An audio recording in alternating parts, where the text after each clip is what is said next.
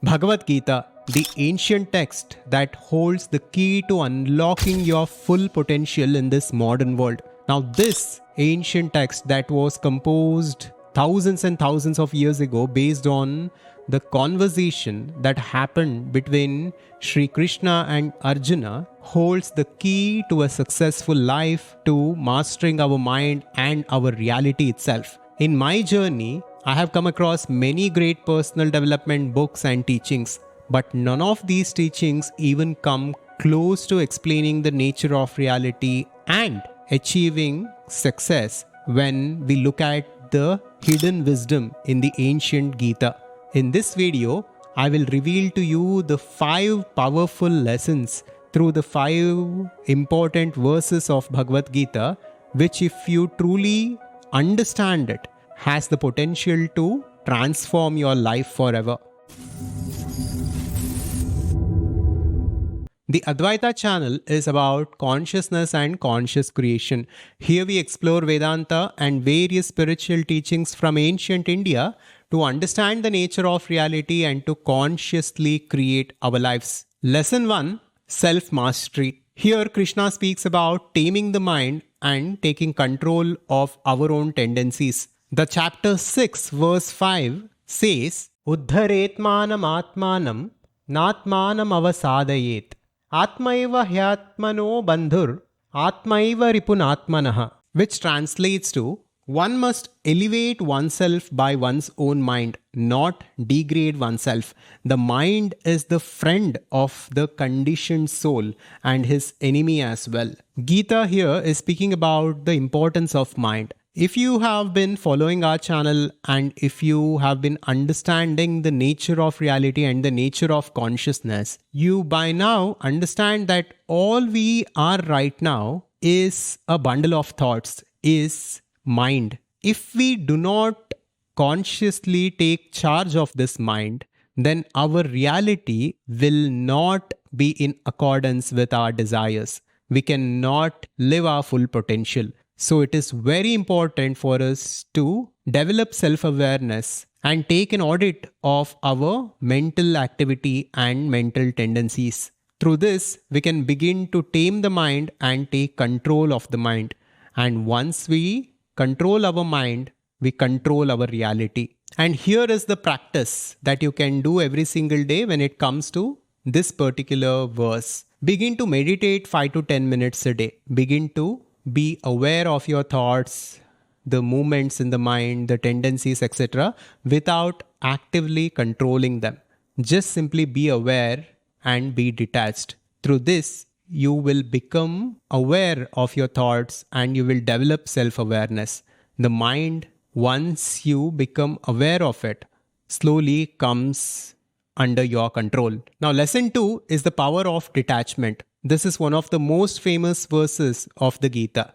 And it says, Karmanyeva adhikaraste ma phaleshu kadachana ma karma phalahe turbhur ma te sangotva karmani.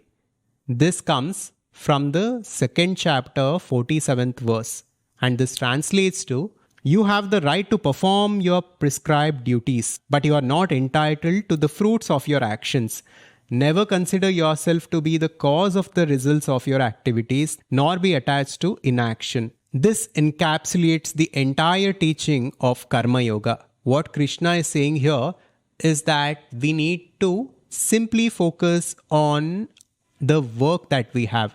We need to focus on our responsibilities and not on the fruits of our actions or the outcomes of the action. Because even if we look at it practically, the outcomes are never under our control. Only the inputs are in our control. So when we pay attention to the inputs and when we do the job in the right way with utmost attention and surrenderness, then the results will naturally manifest in our favor. Krishna is also speaking from a higher perspective here. He is telling us that all there is that one infinite intelligence. That Krishna, that consciousness is all there is. And our ego is simply an appearance. It is simply a temporary identification that we have. So all the results of our action, when we leave it and when we surrender it to that God, to Krishna or that consciousness, it naturally frees up a lot of energy for us, which we can in turn use to perform our activity in the right way. And not only that, this divine consciousness or Krishna represents infinite grace. When we surrender our goals and the outcomes of our action to this Krishna, naturally the divine grace will be in our favor and it will help us to achieve whatever it is that we want to achieve. This is Karma Yoga and this is the ideal way to live.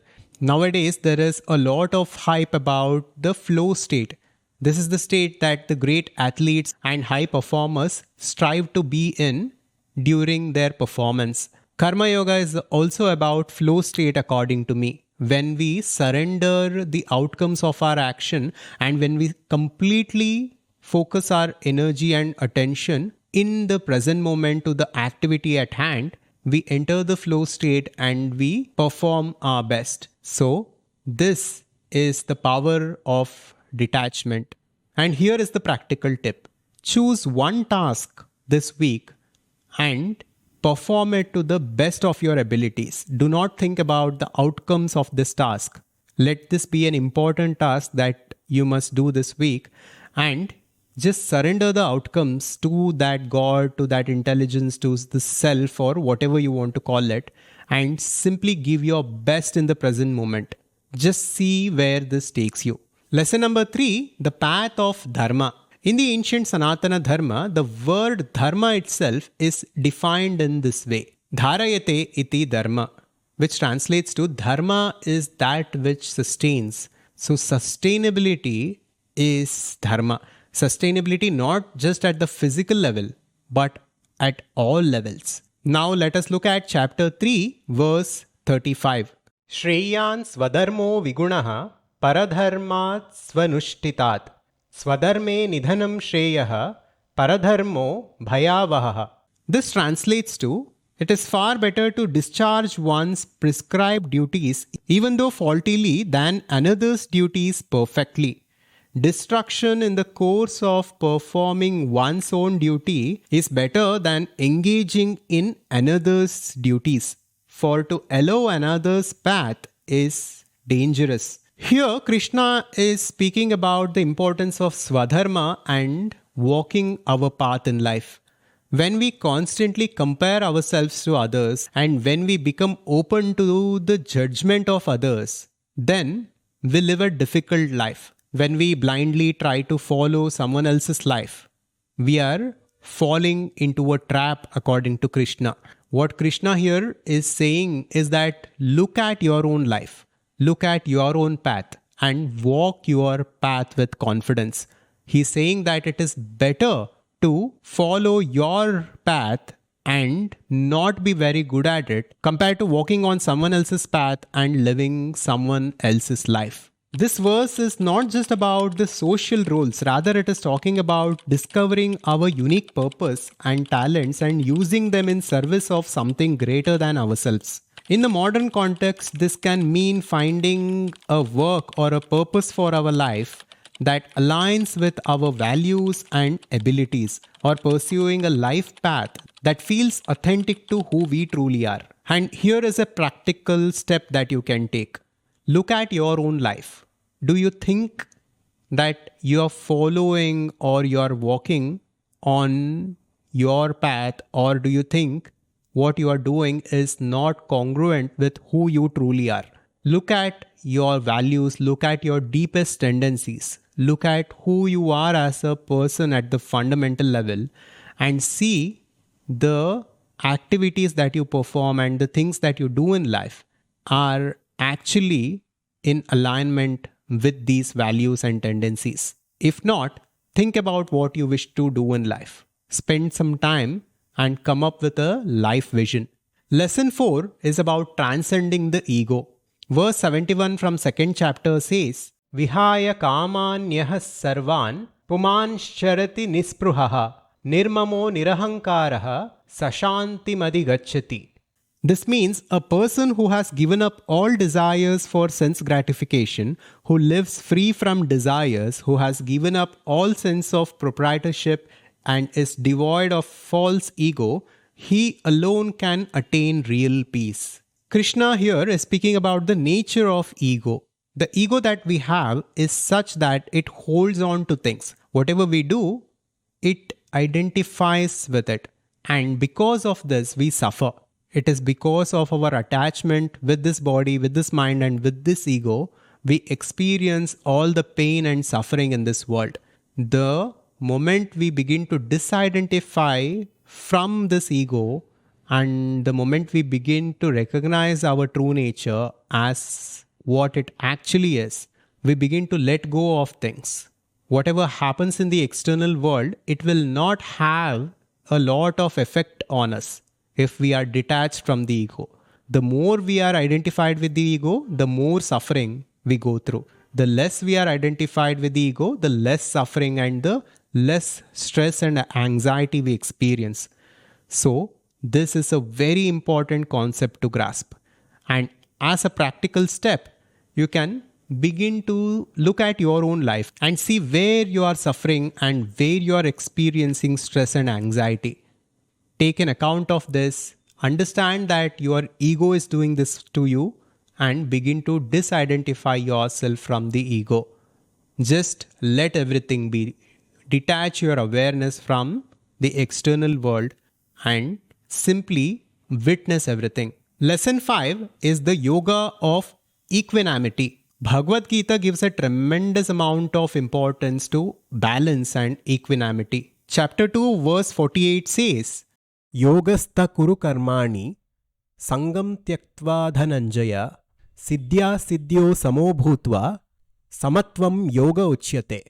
Which is perform your duty equipoised, abandoning all attachment to success or failure. Such equanimity is called yoga. Krishna here is speaking about the importance of being balanced. He is talking about the importance of being detached through the ups and downs of life. We experience success sometimes, we experience failure sometimes. Sometimes things go as per our plan and sometimes it doesn't. Krishna here is talking about the importance of staying balanced. And this equanimity or balance is called yoga. And the more we live like this, the more we experience inner peace and fulfillment. As a practical exercise to this verse, whenever you encounter something challenging, just stop, take a few breaths, and detach yourself from the situation. Just recognize that things come and go. There are ups and downs in life, but your mind can be calm and you can be detached from the external happenings. Just this recognition and just this understanding gives our life a tremendous amount of balance and peace. Now understand that the teachings of Gita are not simply intellectual or philosophical. These are practical strategies to live life successfully.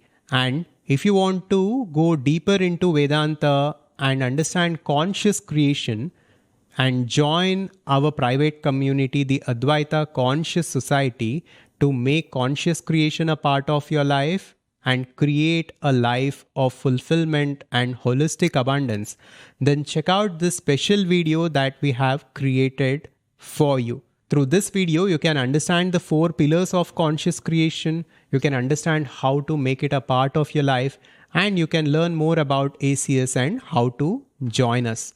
And if you are interested to know more about the nature of reality, then we had made this important video on the game of life. Here we understood how the reality can be looked at as simply a game, as a simulation in consciousness. So check out this video next to understand the game of life. And I will see you in the next one. Subscribe to Adhvaitha to wake up. Shivoham.